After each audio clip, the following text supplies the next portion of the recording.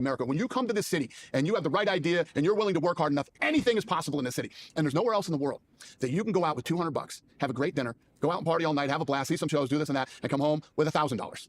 There's no other place in the world that you can do that. This city, you can do that. But on the flip side, this is also one of those cities that if you don't have the right mindset, can chew you up and spit you out in 2 seconds. Right. I can't tell if this city was built for me or if I was built for this city, but I love it and I couldn't imagine living anywhere else. When you play blackjack, are you playing single hand or you have the table to yourself or you at the table with buddies? I have a table to myself and I play double deck. You play double deck? Yeah. And my strategy is this. I want to bet as much as I possibly can in one hand. Let me bet as much as I can. My goal before I die is to bet $1 million hand. Well, you got hold on. I don't know if they still allow that. We used to be Binions down on Fremont, right? That's funny. That's very funny. You're absolutely right. It's one of the greatest stories that's never been told. There should be a movie about Benny Binion. Yeah. Okay. So, I met his grandson. I wasn't cool with his grandson. Okay. Well, his philosophy. He was an old school Vegas gangster type dude. Yeah. Okay. Let's play some Fire Emblem. Let's do it again. Let's build a good community, guys. Yo, what's up, brother? What's this?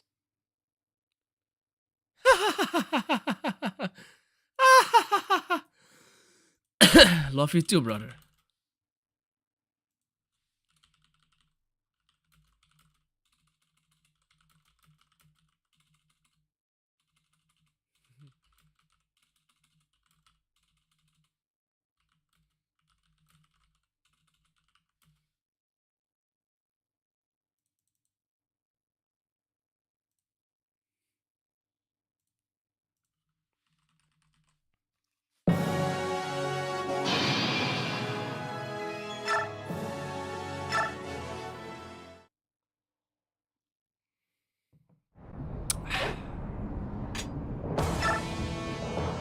Isn't this such a cool soundtrack?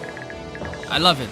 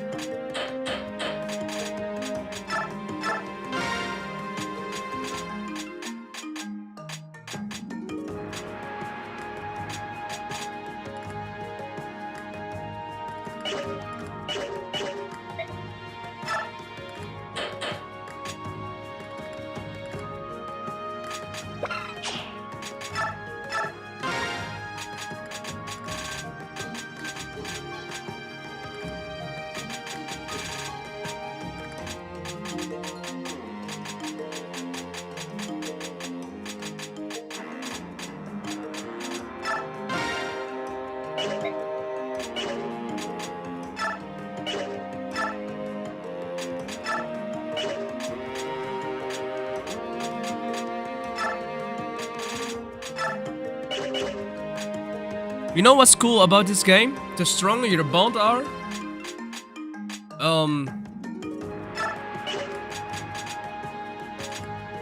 the stronger the teamwork is. I think that's cool. I like it. And I like the freaking music. Warrior.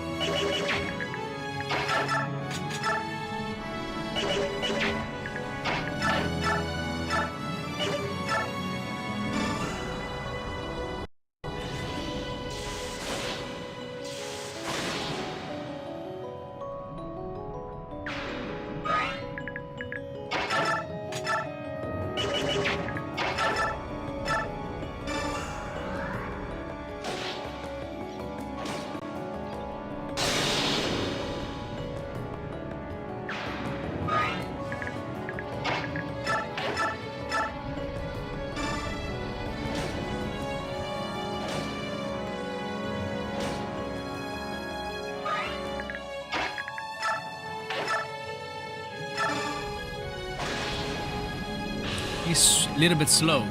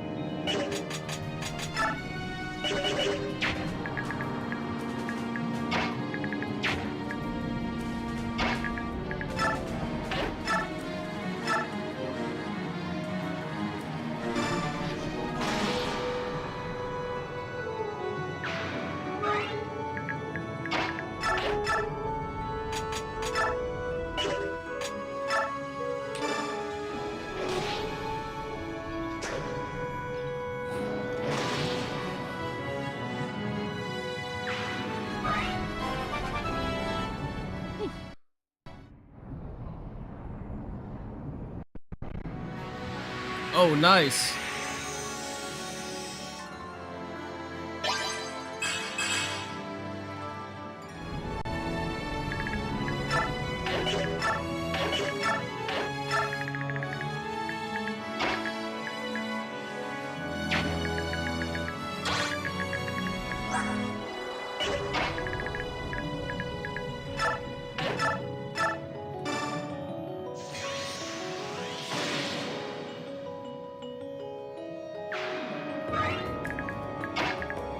That's cool. I didn't know that you can promote yourself after left to 20.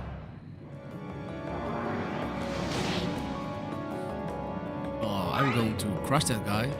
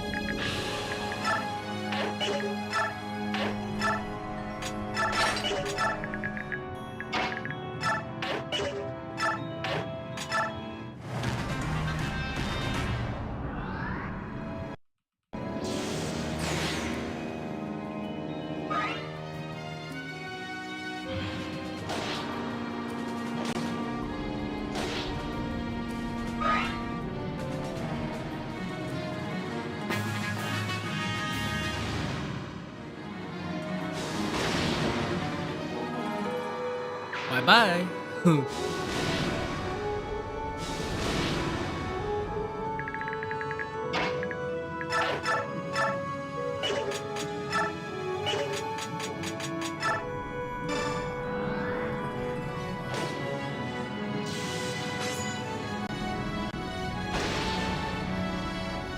I think magic overall is the one of the best weapons to use.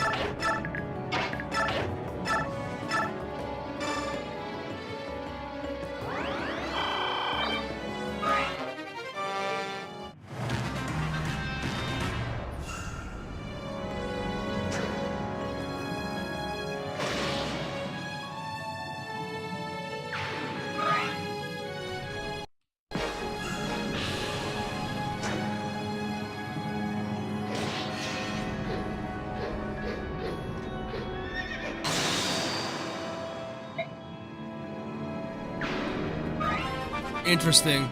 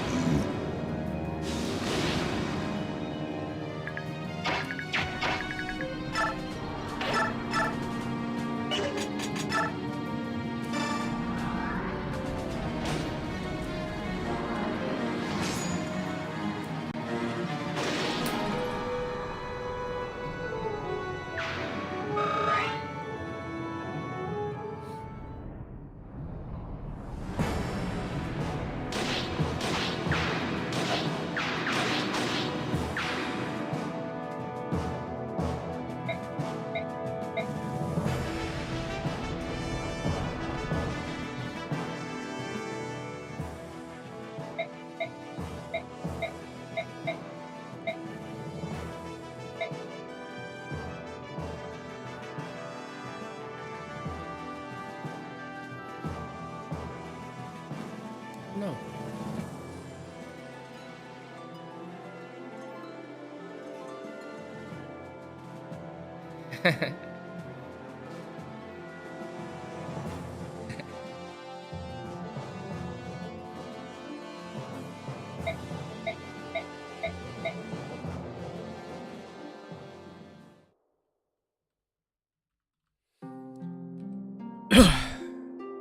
I think the storyline of this game is really good. It's basically what you also see in nowadays life. You know, the racism in Ukraine, for example, or in Russia. Why they're fighting, why there are also subcategories between the Beorg, the human, and the Lagos that's the people who can turn into animals. I really like it. It's a really good game. So also the storytelling is really good. Also the character development. For example, Ranulf is also it's good. You can also see the growth, you know, where they stood, and from now on.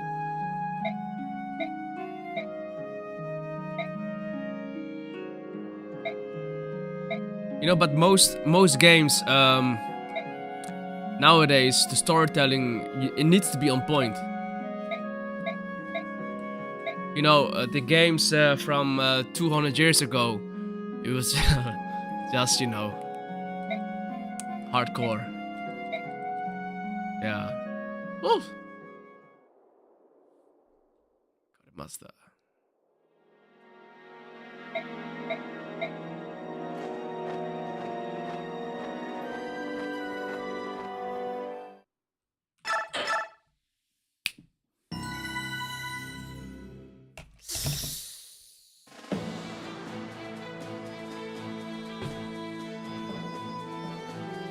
Goldoa, the land of dragons, lies secluded in the southwestern corner of Tellius. No foreigner, Laguz or Beork, is permitted within its borders. The Alliance emerges from the lava tubes and into Goldoa by accident. The Dragon King, Deginsia, is displeased by this trespass. However, Ike's former companions, Nasir and Ina, appeal to Deginsia to allow the passage of the Laguz Alliance. Raisin's actions during the last war earn them the grudging respect of King Deginsia, who allows them safe passage. Meanwhile, Benyan calls off its pursuit of the Alliance and finds its passage into Gallia blocked by the nation's great mountains and deep forests. The Central Army's momentum breaks upon these obstacles like an ocean wave against solid rock. Senator Valtome arrives to take command of the Central Army. He orders Zelgius to march on to Gallia by way of Crimea. Observing diplomatic protocol, Valtome petitions the Queen for passage, as well as supplies and additional troops. Queen Alincia, however, goes against the wishes of the Crimean nobles and resolutely denies each of Valtome's requests. Her reply enrages Valtome, who sees Crimea as little more than a vassal of the empire. Ignoring Zelgius's counsel, Valtome orders his army to enter Crimea and take whatever they need from the villages along the way.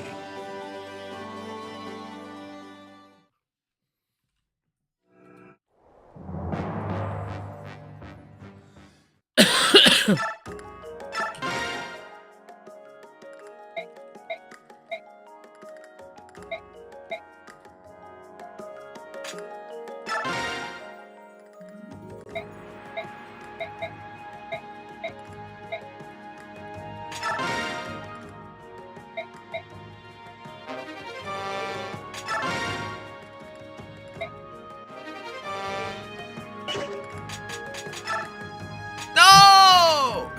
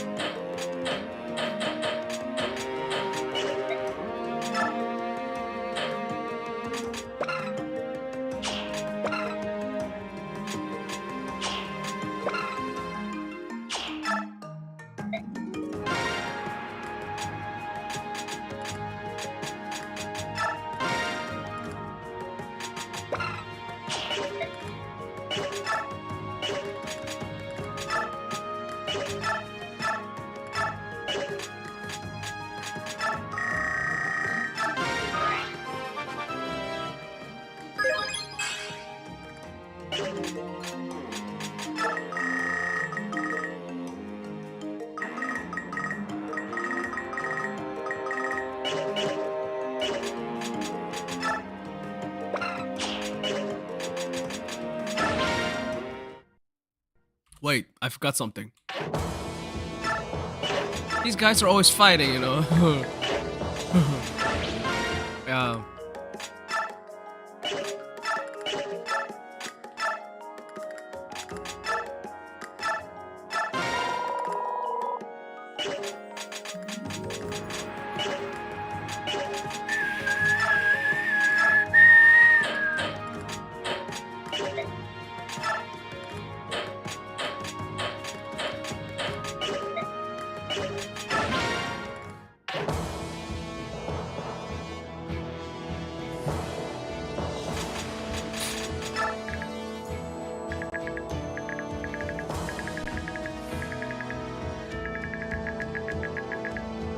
You know what amazes me is the game design. It's excellent with Fire Emblem. It's truly excellent.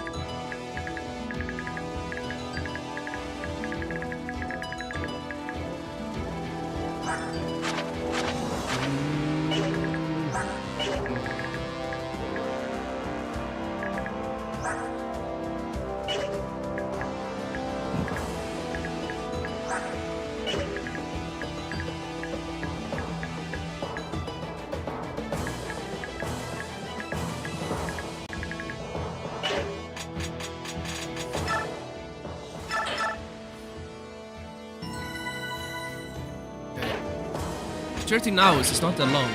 I skip most things.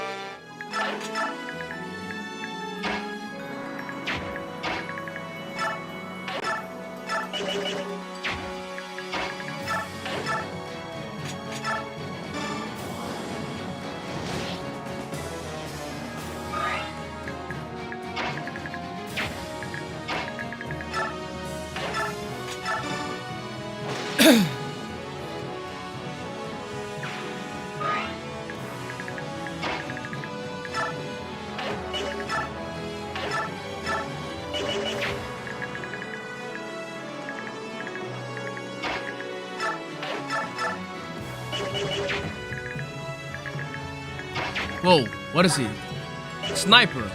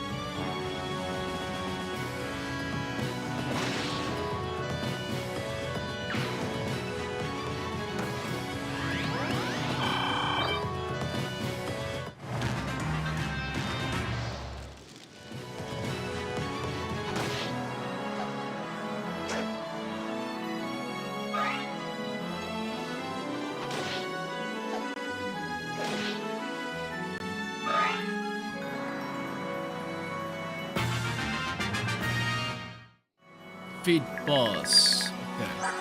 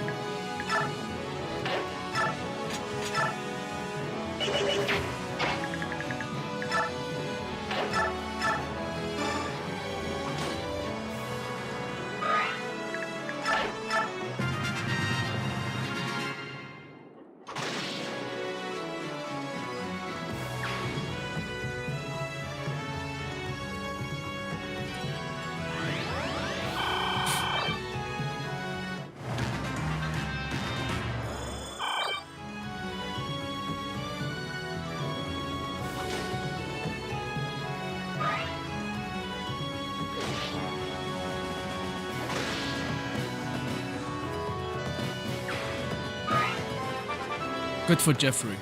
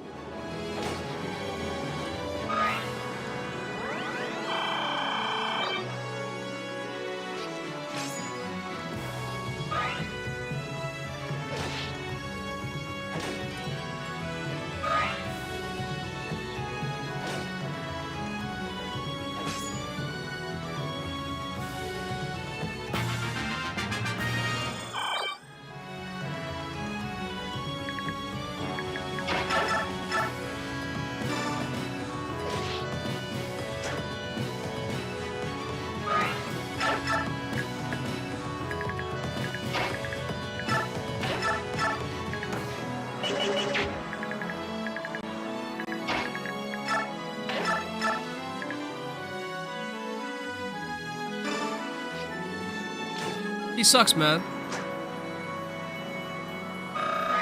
Yeah.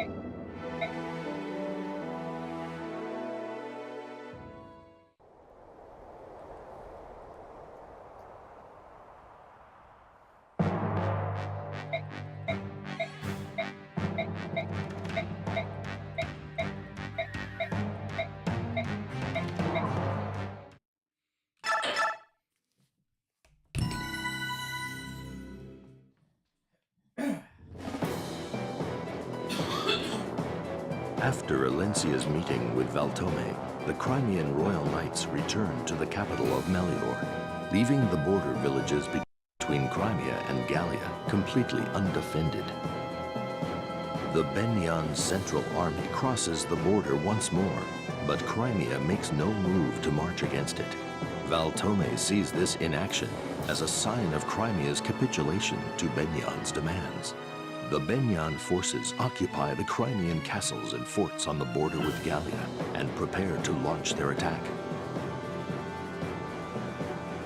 The Laguz alliance finally makes its way back to Gallia, but word of Benyan's approach allows them no time for rest.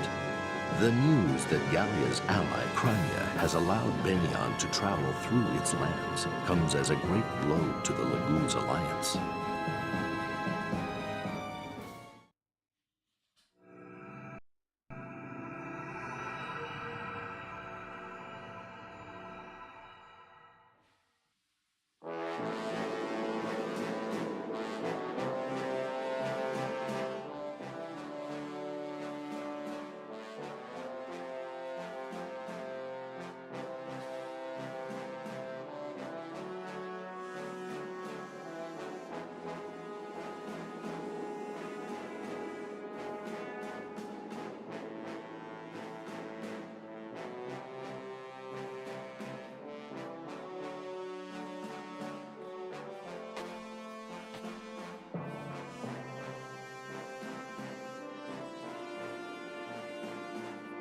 Two chapters in one. Let's go, baby.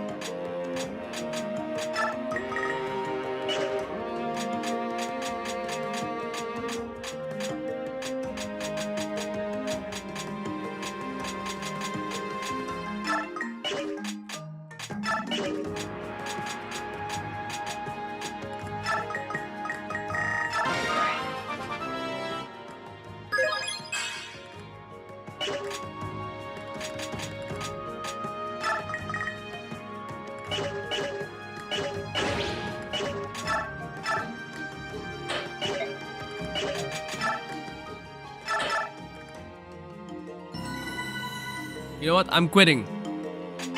Well, not quit, but it's time for something else.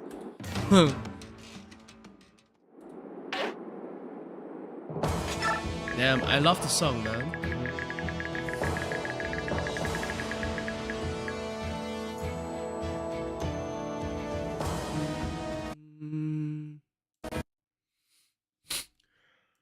You didn't fuck around in the horseshoe. You didn't go in there and cheat. You didn't do any of that kind of stuff. And guys would walk in and say, "What's the limit?" And he would say, "Your first bet is your limit." How gangster is that? Yes. Whatever you could pay, whatever you put down, he covered. Whatever your first bet is, that's your limit. So if you wanted $1 million limit, your first bet was $1 million. None of this $5, $5, $5. $1 million. Right. I love that. I mean, do you know the story about Arnie that came in there and he almost bankrupt Binions? I do. There's so many great stories out of Binions back in the day. I used to go take the pictures and they had all the $1,000 bills. $1 million. Yeah. Yeah, it was $1 million. Yeah. But how do you have this to be able to go and I wouldn't play like you played. I play, maybe $5,000 here, maybe $10,000 here and there, but I don't have the stomach anymore. Because you can't look at that, when you're playing, you can't look at that as money. Right. Because you got to just look at that like this is a glass. So it's not a denomination at that point in time. Right. And that's what I was always fascinated in when I was younger. I would go watch these guys play high stakes blackjack, and I would equate every bet to what you could buy with it. That's a car, that's a this, that's a house. Yeah. And I've always been fascinated with it, and now I'm one of those guys. But like I told you earlier when we started talking, I have a crazy high tolerance for risk. I love risk, and do you give yourself a limit? It says, okay, I'm going to here, I'm going to play whatever the case may be, $1 million. If I lose $1 million, I'm out. If I win $1 million, I'm out. Yes. So my strategy is always this: let me bet. Who is not a fan of Dana White? He's just incredible.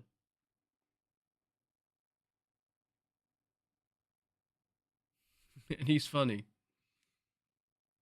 He's just a funny guy. He's just a good human being, and he's just doing his own thing. And Elon Musk, also a cool guy.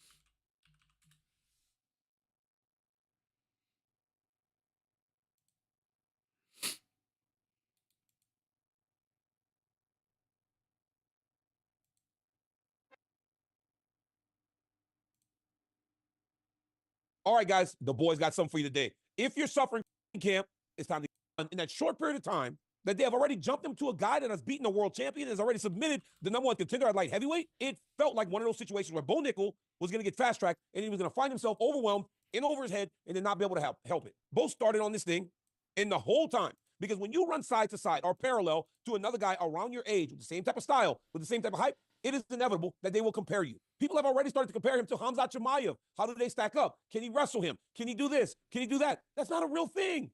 That's not a real thing. I'm not saying he's not ready for Khamzat because I don't think he ever will be ready for Khamzat. Right now, he just isn't. You know what's the craziest thing? After this weekend, right after the fight, people called me and said I was a Bo apologist. I was being apologetic for his performance, almost making excuses for him. That's crazy because it's odd that a fighter can interpret it so much different than other people in the world. In the world. I thought he did really good, but I wasn't the only one that had reactions. Chael said that the gripe is that you have a 4-time wrestling world champion. He doesn't wrestle at all because someone told him. One of his trainers or a partner sat him down and said, you're not ready to go to ground with this guy. Well, how would you know? How in the F would you know if you never tried it? Izzy even questioned the approach. He said it's a boring fight, that's all. He's letting it get away. Even when he hurt his opponent, he's not comfortable on the feet. He looks good striking, which I agreed with, but he's not comfortable. He doesn't know how to close. Even if Bo would have faked a takedown, that would have allowed for him to finish the fight. Guys, Bo Nickel is now seeing the opposite side of fame. I wonder how he's going to handle negativity coming in his direction. I wasn't negative. I have no problem with Bo Nickel. I believe he's going to be fine. I don't have a problem with the performance. I thought he fought really well, but there's room for improvement. Everybody said it. Let's just take our time. This is interesting. And still find joy. Most of the women my age that I know are terrified of having children because they don't want to deal with the immense financial burden. We are terrified to have miscarriages. We are terrified to have to pay for childcare. And we are also at a time period where statistically men are going to start getting promoted over us at a much higher pace than previously. It is not accidental that all of this is happening and that Ballerina Farm is gaining so many followers. When you ask me why do I care, this is why. This is why I care. This is why it matters. It's all connected and it's all pointing towards some pretty clear signs that the women are not okay. Follow that logic, guys? That makes sense to you? It's like, it's all coming together. So the only reason she has 10 million followers, you guys, is because Roe v. Wade was reversed. And that doesn't mean that abortion rights went away. It means that they were never constitutional and it wasn't right for 9 men to decide to try to pretend that it was constitutional. It got sent back down to the states. So there's not less abortions or less abortion availability, but park that aside because we don't need to understand basic civics. Let's just get into her mindset. What she's saying is that if you're watching this woman bake bread and you're enjoying this content, it's because deep down you are worried and apprehensive about the future. And you're so scared that you're thinking, am I going to have to live like this? So you're following her because it's really just a deep-seated fear that you have that now you're going to have to enjoy and like children and family. Modern feminism. Absolutely love that. And it gets even deeper. She gets really deep in this 36-part series. She even realizes that it's trad wives exactly like the fall of Rome. Take a listen. You're not going to believe this. The synchronicity is honestly mind-blowing. I just found out that today is the 51st anniversary of Roe v. Wade. And these are the messages that I am getting today from fans of Ballerina Farm. I dare you to tell me that there's no connection between the rise of trad wives and the fall of Rome. I accept the dare. There is no connection between the rise of trad wives and the fall of Rome. Like, what are we even speaking about? But it's incredible because they're so complex and there's just nothing there. There's nothing there. The fall of Rome actually could be attributed to the exact opposite, when society moved away from tradition and everybody became gay. Like, I just don't know how you're able to connect Ballerina Farm to the fall of Rome, but who cares? Whatever. She's having a good time. And by the way, it's every piece of Ballerina Farm's life that really complicates things for her and that she's upset with. You can even see that she's a lot of snark. Speaking about women that are just Christians, women that turn to the Bible, you know, she's realized that those women, unfortunately, just have never read books before. That's why they're so mind blown, and that's why they like their Bible so much. Take a listen. So there's this trend that I've been noticing online that I find kind of funny to watch, and it's that a lot of women who like to dive into like the new age spirituality are becoming Jesus girlies, hashtag Jesus girlies, and they're talking about like the miracle of the Bible and how incredible it is and how overwhelmed they are. And the thing that I always think, and I'm genuinely not trying to insult anyone's religion here, the thing that I always think is like, I think that this is just your first time enjoying literature. I personally don't know a lot of deep biblical Christian people who are also intense readers, and so sometimes when they talk about the Bible, I'm like, yeah, man, that's books. Like, that's the joy of fiction. Like, yeah, you experienced transcendence. I did too. And I read All Fours by Miranda July. That's the beauty of literature. And like, you might actually get that transcendent, empathetic experience just by like reading works of fiction by people who aren't like you. And the best part is that fiction usually doesn't tell you that women have to be subservient and that you get to kill people who don't have the same beliefs as you. Anyways, if you're a Christian and you love the Bible, no shade to you. I was raised Catholic. I'm very familiar with the Bible, but I do just think that there are a lot of people who like are very unhappy and who pick up the Bible, and like if they had picked up Steinbeck, they probably might have had a similar experience. They were experiencing a connection with humanity through art, but instead of calling it art or calling it literature, they're calling it Jesus. And I guess it's just funny to me. Don't be insulted, ladies and gentlemen. Honestly, the real issue is the reason why you like that Bible so much is because you just haven't made it through the Harry Potter series. You just haven't made it through fiction and experienced transcendence. Like when I got to really thinking about the complexities of Lord Voldemort, these Bible girlies just don't realize it has so much more to offer. When you can finally say Hermione Granger and you pronounce it right, you experience this moment of transcendence. And so I've recognized that the majority of you are just basically illiterate, and that's why you like your Bible. Oh, shoot. Yes, Look. I just love that. I would love to get her in a room, by the way, like with my husband, who has like a master's in theology from Oxford, and just have her basically pitch to him that he's illiterate, and that's why he loves his Bible so much. I really, really love this. I don't even hate this girl. I'm enjoying this content because it's, I know that she thinks what she's saying is so deep and so profound. By the way, I should mention here that I do consider myself to be an avid reader, and I admittedly had never heard of that book she mentioned, All Fours by Miranda July, and so I decided to look up the book, and this is a description that's provided on Goodreads. All Fours is a 2024 novel by Miranda July. The novel follows a 45-year-old perimenopausal woman who, after having an extramarital affair during a road trip, has a sexual awakening. Gotta add that one to the list. I do want to transcend, to think about extramarital affairs and how they can really bring me to the next level of a sexual awakening. Anyway, so this young woman experienced, I should add here, what can only be described as nirvana when the Times did that incredibly invasive piece on Hannah Nealman, right, in Ballerina Farm. I'm not kidding when I say that she was happy about that piece. I remember people were outraged because we all looked at it and said, why are you bullying Hannah Nealman? Necessarily working alone, and they are not necessarily calling the shots. On the working alone front, this profile dispelled the idea that Ballerina Farm is some home run family operation. Guys are saying they there's don't no have audio. nannies the writer maintains, but they do have a weekly cleaner. They have a full-time homeschool teacher who watches the kids and teaches them a Mormon Christian curriculum, and they have full-time farm employees, not to mention a creative director for their website. And then there's the question of who's calling the shots for this brand of Ballerina Farm. Not even going to answer this question. I'm just going to read you a series of quotes from this article, which you should read in full, and then we'll have a better idea of who's calling the shots when it comes to building the Ballerina Farm brand and the ideals and lifestyles that they claim to promote. Quote number 1. Daniel wanted to live in the great western wilds, so they did. We should protect those women, man. Yeah, we should educate them. Yeah, I wish I had a larger platform just to know that they can change their style. You know, I think religion is good, but it depends on the person who uses it. Also, like this, he's good.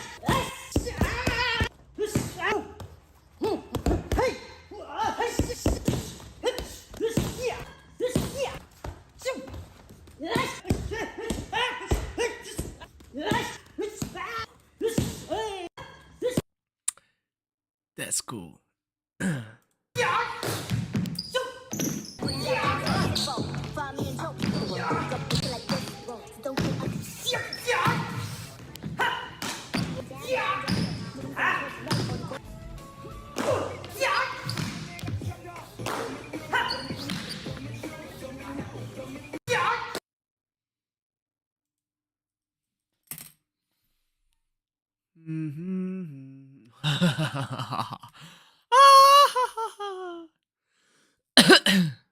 Yesterday, Manchester, there was a press conference. Darren Till, Tommy Fury, John Fury. It popped off. In case you missed it, here's what happened. In case you missed it, it was crazy. It was the craziest of crazy situations. It was on DAZN. It was in Manchester. It's going down January 18th. This is what happened. You want an empty head? You want an absolute head?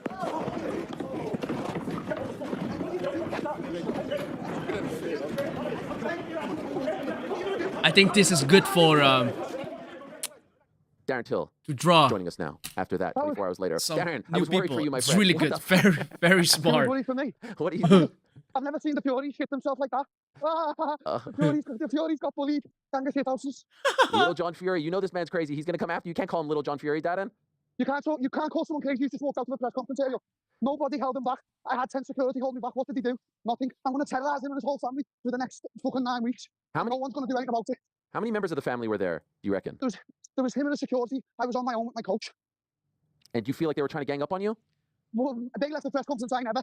I wanted to face off. Nobody was holding John Fury back. He could have done something there and then. So, at the end of the day, mate, he got terrorised. Why are you out for a run while we're supposed to be speaking? I was moving house today. I'm sorry. My times got mixed up, so I just had to still crack on with it. No, it's okay. Wait, you moved today? Yeah, well, basically, yeah. And do you feel like, I mean, this is classic. We've done interviews while you've been on the toilet. We've done interviews in sushi restaurants, in your car. This feels like just another one for the scrapbook.